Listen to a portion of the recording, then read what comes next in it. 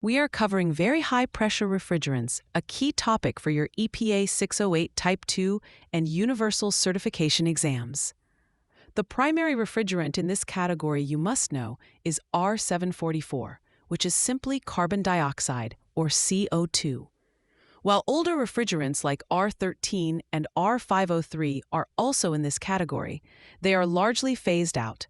So your exam focus should be squarely on R-744. The most critical concept to grasp is the immense operating pressure of these systems.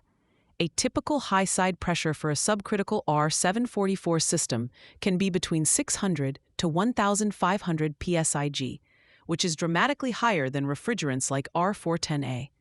An exam question might describe a scenario with a system operating at 1,200 psig and ask you to identify the likely refrigerant.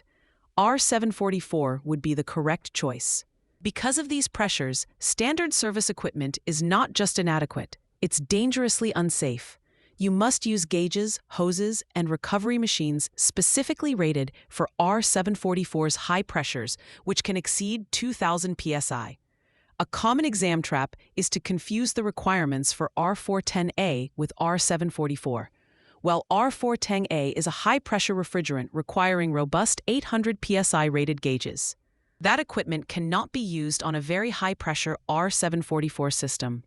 Another key testable area is the difference between subcritical and transcritical operation. This is determined by R-744's critical point, which is 87.8 degrees Fahrenheit.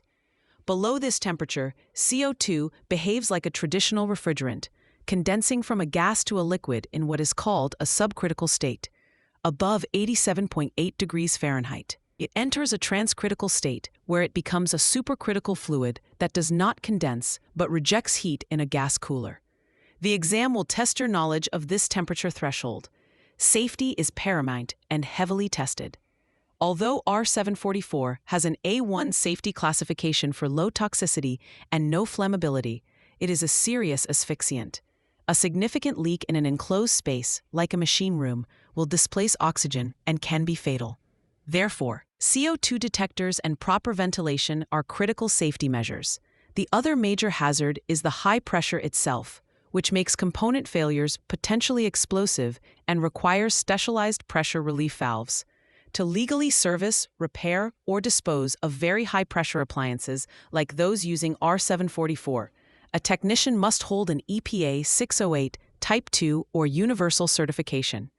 To help you remember the critical temperature, use this phrase: at 87.8, it's a transcritical state. This links the specific temperature to the change in the refrigerant's behavior, a detail you are likely to see on your exam. For free practice questions, AI-powered explanations, and more exam prep tools, visit openexamprep.com. That's openexamprep, all one word, .com.